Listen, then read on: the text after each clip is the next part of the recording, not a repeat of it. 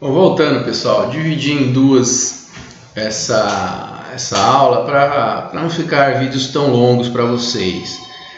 E também faço uma pausa. A gente está finalizando mercadoria, já entraremos em mais-valia na sequência. E aí fechamos essa primeira parte acerca do marxismo.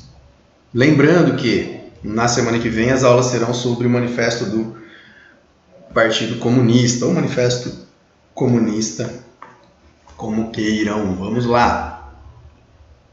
Deixa eu só tirar aqui porque isso aqui atrapalha a gente. Vou aumentar.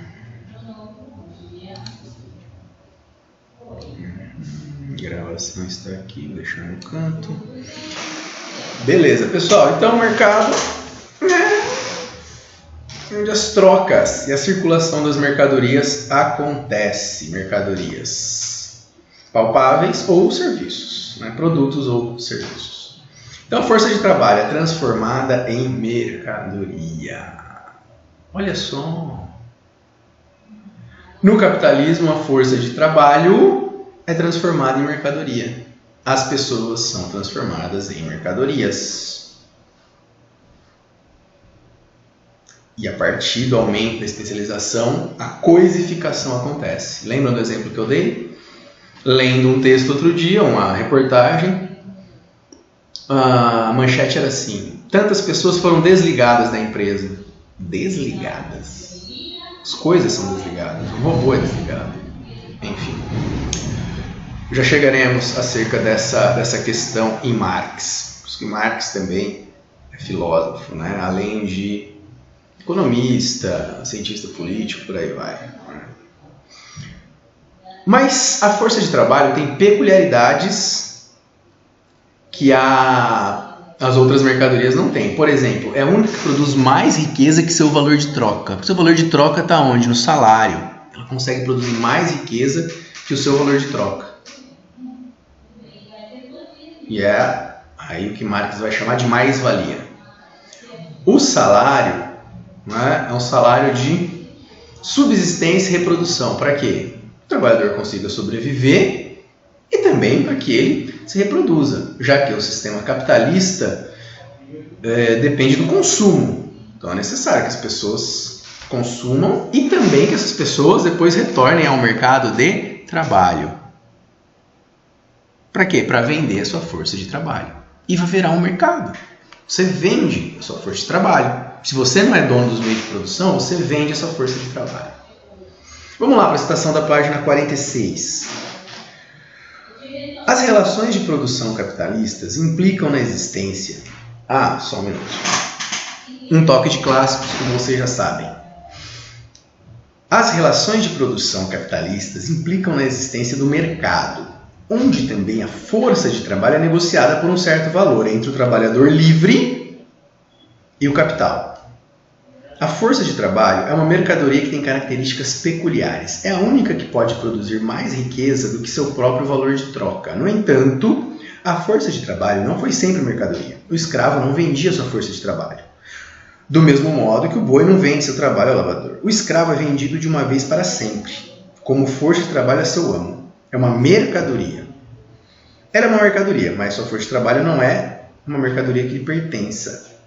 O trabalhador livre é dono da sua força de trabalho. O servo da gleba só vende uma parte da sua força de trabalho. Não é ele que obtém um salário. Pelo contrário, é o proprietário do solo que recebe dele um tributo. Mas o trabalhador livre se vende a si mesmo.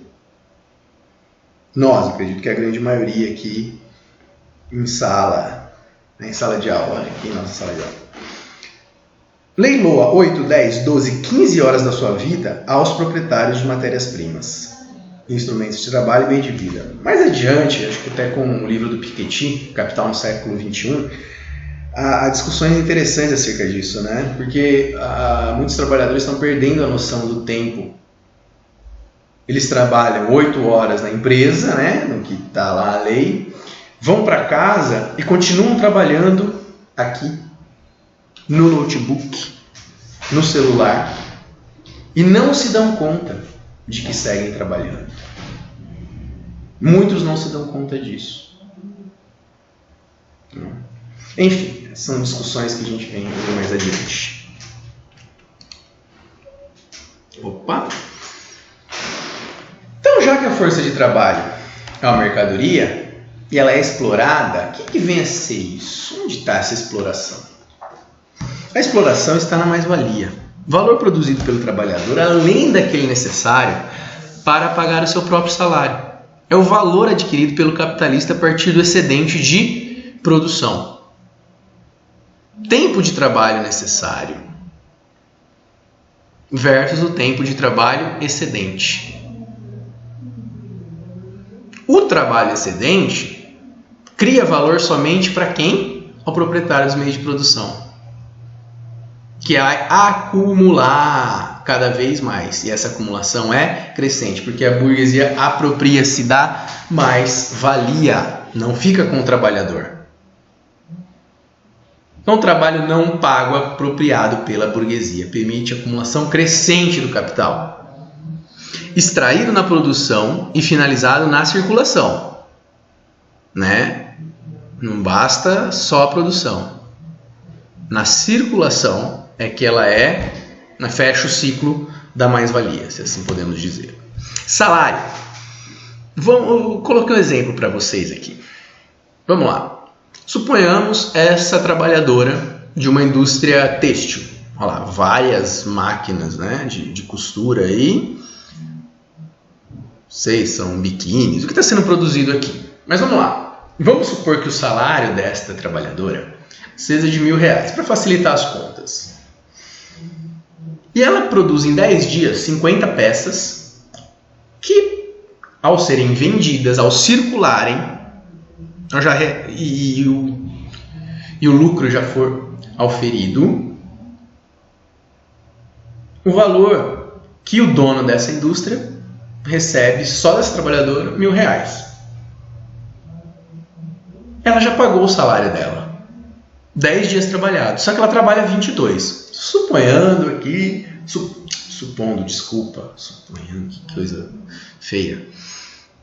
Sorry. Supondo que em 10 dias, né, ela já pague o seu salário. Só que ela trabalha 22. Supondo que ela não trabalha sábado e domingo, ela produz 110 peças. E qual é o valor de 110 peças? R$2.200. Trabalho necessário, 10 dias. Trabalho excedente, 12 dias. Isso é a mais-valia. Quem vai extrair o valor depois de vender, de circular a mercadoria? O dono da indústria têxtil. Extração do valor do trabalho excedente. R$1.200. Nossa, gente, aquela palavra que eu criei aí... Desculpa, eu tô aí com isso na cabeça ainda, né? Não quero nem repetir. Vamos lá. Então, extração do valor do trabalho excedente. R$1.200. Riqueza acumulada pelo dono da empresa. Marx vai distinguir mais-valia absoluta de mais-valia relativa. Mais-valia absoluta ela é extraída por meio da extensão da jornada de trabalho. Na fase inicial do capitalismo industrial, de que forma a mais-valia era extraída? O trabalhador trabalhava 7, 8 horas por dia, pagava o seu salário. Mas, como não havia leis, regras, o burguês explorava para que ele trabalhasse 12, 13, 14.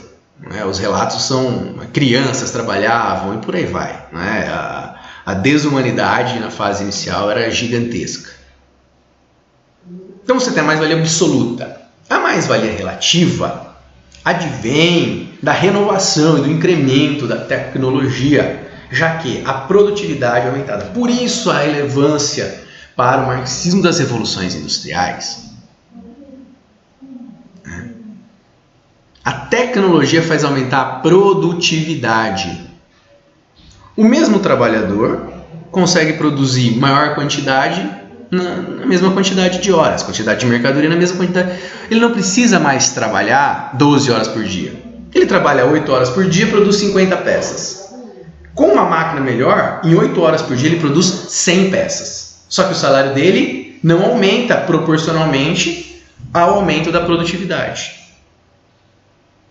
Não é mais necessário estender a jornada de trabalho. Então, que é mais refinado, é mais complexo, tá? Lembrando, é só resumo. Bom, daqui, né, antes de entrarmos em alienação, o valor trabalho, o valor de uma mercadoria é proporcional à quantidade de trabalho social nela contida. Trabalho social, que a pessoa desprendeu, que o trabalhador desprendeu. Claro que isso pode ser afetado pela demanda e pela oferta. Quantidade de pessoas para trabalhar ou não. Beleza? Bom, se eu me perguntar, mas professor, as pessoas não sabem o que é mais-valia? Não. Vocês devem conhecer muita gente que não tem a mínima noção do que é mais-valia. Eu, por exemplo, no ensino médio, não aprendi o que era mais-valia.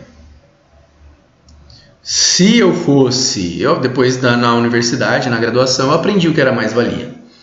Mas se eu fosse estudar um curso que não, né, e vários cursos hoje, não há disciplina de sociologia, introdução à sociologia, vários cursos. O que ia acontecer? Talvez eu não tivesse consciência do que é mais-valia. Então a alienação está em diversas maneiras, e Marx vai destrinchar isso, vai demonstrar isso. Uma delas é não ter consciência da mais-valia, que o trabalhador é explorado.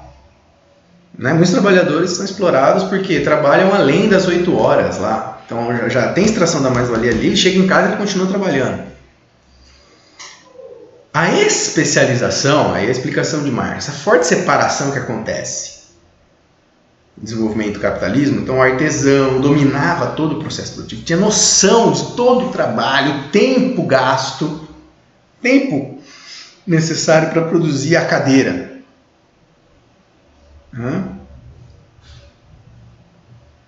Com a especialização, um trabalhador só coloca o prego final. O trabalhador perde a noção, perde a consciência do trabalho total. É uma forma de alienação. E o trabalhador tem que ter a noção, e a maioria dos trabalhadores não tem, de que só ele produz o valor. Isso também é alienação. Então, onde que está o fundamento da alienação? Lembrando, materialismo histórico, materialismo na estrutura, trabalho, nas relações de produção. O que acontece então com o desenvolvimento do capitalismo? Estranhamento entre o trabalhador e sua produção. O trabalhador se relaciona com o produto do seu trabalho como algo alheio a ele. Diz que a vida só acontece depois das 8 horas de trabalho. É triste isso. A atividade do trabalhador não está sob seu domínio.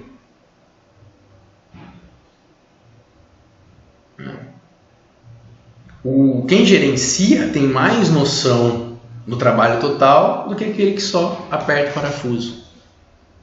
A vida produtiva do trabalhador torna-se um meio de subsistência.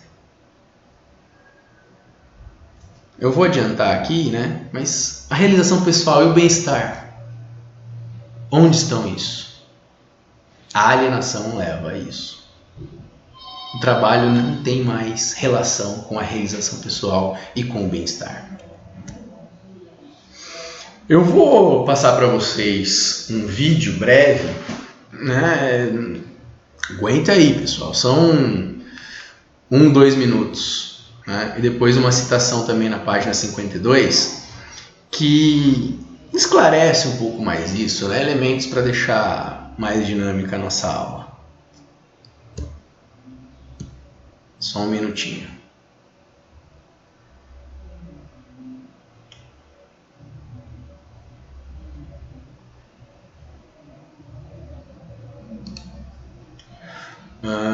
Deixa eu abrir aqui. Aqui, vamos lá.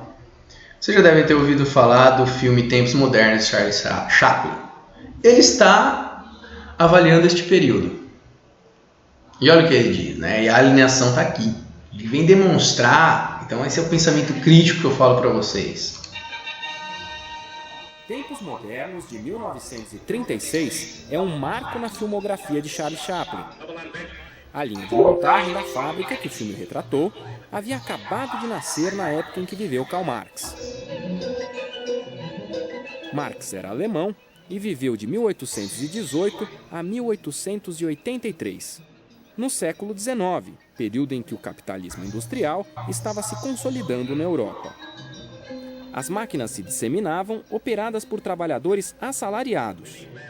No filme Tempos Modernos, o Carlitos Operário, criado por Charlie Chaplin, evidencia como na fábrica capitalista ocorre a exploração do trabalho que os operários realizam, justamente o ponto de partida para a discussão e análise da sociedade capitalista de Marx. Que concepção de sociedade Marx descreveu a partir da observação do mundo capitalista? Bom, pessoal, depois vocês podem assistir o vídeo completo. Só vou jogar aqui em 4h55. Quem vai falar é o professor Antônio Carlos Mazeu. Tive a oportunidade de conviver com ele na graduação, não tive oportunidade de ter aulas com ele, mas é um dos principais estudiosos acerca do marxismo, do comunismo, do socialismo no Brasil. Acredito que hoje ele não seja mais professor da Unesp Marília e seja professor da USP. Não sei, deve ter aposentado já na Unesp Marília mas enfim, vale a pena ouvir aí mais uns segundos. Eu diria até que a gente, olhando alguns setores da produção, lembra aquele famoso filme do Chaplin, Tempos Modernos, né? Onde exatamente o trabalhador enlouquece pelo trabalho repetitivo. E ele enlouquece, lembra que o Chaplin sai apertando o botão, ele vê um vestido, vê os botões, ele vai querer apertar o botão do vestido da mulher. Marx, ele tem, como todos os grandes autores, tem um grande problema. O problema dele era, como é que eu posso explicar a dinâmica extraordinária dessa sociedade que se transforma de uma maneira verdadeiramente revolucionária por força de mudanças econômicas que tem como propulsor uma determinada classe, um determinado conjunto de pessoas. Eu não estou definindo com precisão, mas enfim, tem como propulsores o conjunto dos capitalistas, o conjunto daquilo que ele chamaria a classe burguesa. Como é que essa coisa caminha? Quais são as tendências? O que ela está produzindo? Quais são os limites disso?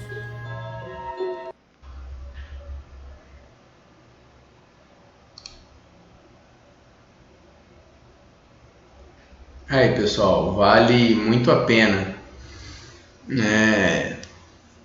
ouvir esse vídeo depois completo. Seguindo, deixa eu aumentar novamente.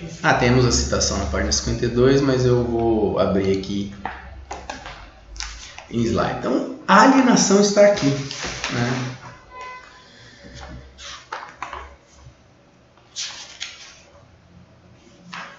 Página 52. Olha lá.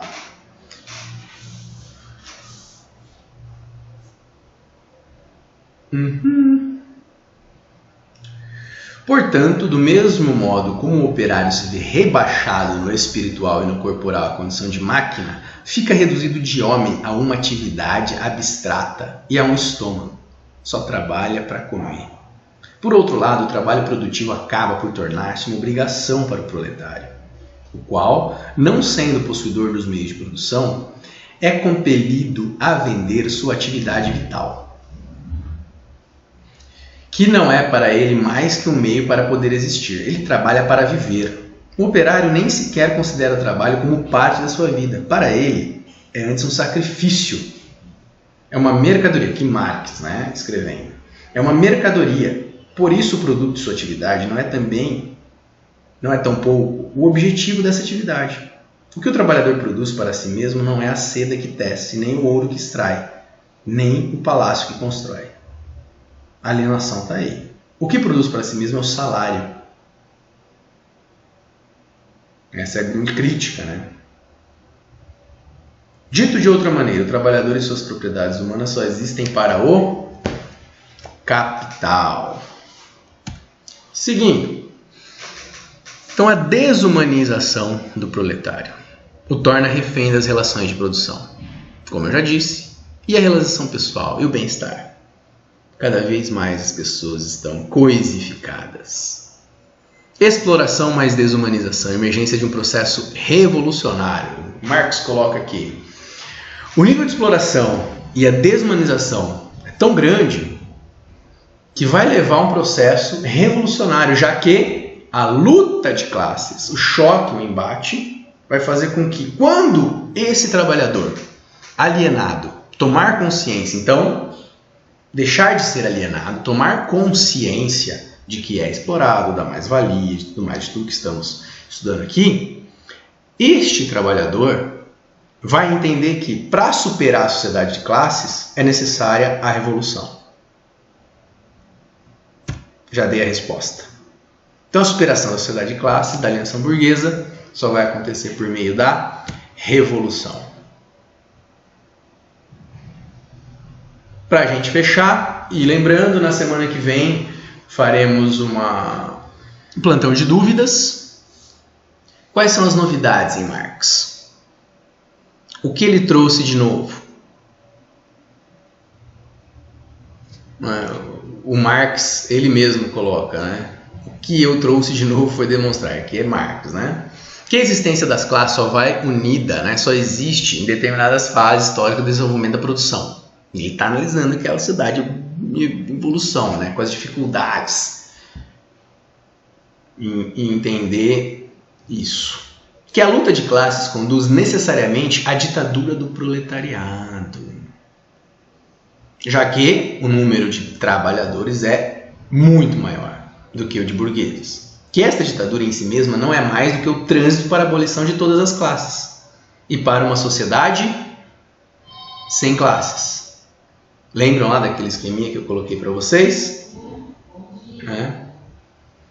Então, uma teoria para a ação. Só por meio da revolução, só quando os trabalhadores saírem dessa condição de alienados, de explorados, e entenderem isso, é que eles conseguirão entender a força que eles têm para quê? Para superar essa sociedade capitalista, que tem essas características essenciais. Lembrando, pessoal, aqui a gente fecha essa primeira parte, já que vamos entender melhor, refinar melhor o conhecimento a partir da luta de classes no Manifesto Comunista, semana que vem, e depois trazer aí uma leitura de Marx mais atual com o Capital no século XXI do Piketty. Então, as contribuições de Marx para a economia política são gigantescas, são enormes, né? E ele mesmo coloca aqui. Para fechar, pessoal, uma citação para vocês e a indicação de duas músicas. Eu vou, no final, fazer uma playlist, mandar para vocês uma playlist de EDS 2020, playlist da quarentena. Vamos lá. Esse livro é um livro pequeno, né? Dá para ler aí rapidamente. 100 dias entre céu e mar, não é céus e mar, não. 100 dias entre céu e mar, do Amir Klink, navegador brasileiro que viajou o mundo, fez viagens longas sozinho, né? E ele tem aí algumas reflexões que eu acho interessantes para a nossa vida. Ele diz: um homem precisa viajar por sua conta, não por meio de histórias, imagens e livros. Tá, Amir Klink também, tá? Mas vamos lá. Precisa viajar por si, com seus olhos e pés, para entender o que é seu, para um dia plantar as suas próprias árvores e dar-lhes valor. Conhecer o frio para desfrutar o calor, e o oposto. Sentir a distância e o desabrigo para estar bem sob o próprio teto.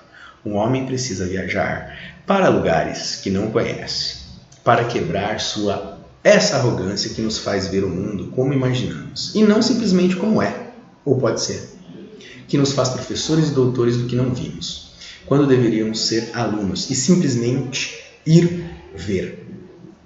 Amir Klink, 100 dias entre céus e mar. Bom, Ontem eu acordei com vontade de escutar Jorge Benjó, né, um ícone da música brasileira, que explodiu nos anos 70, né, 60, 70, e até hoje tem aí músicas muito legais, autor de grandes hits, né, se fala hit ainda, não sei, mas autor de grandes sucessos da música brasileira. E aqui só vem essa Minha Menina, Que Maravilha, mas tem outras, né? W Brasil, entre outras. Vale a pena escutar Jorge Ben. Tá aqui o link do YouTube. E também uma banda mais contemporânea, uma banda nossa, que é a Kings of Convenience. I'd Rather Dance With You. Banda de noruegueses, né? Um duo de noruegueses que tem músicas bem interessantes. Já lançaram alguns álbuns e vale a pena. Vamos entrar na playlist. A playlist do professor será variada, eclética, né? É isso, pessoal. Valeu, grande abraço a todos. Força. Em breve a quarentena vai passar.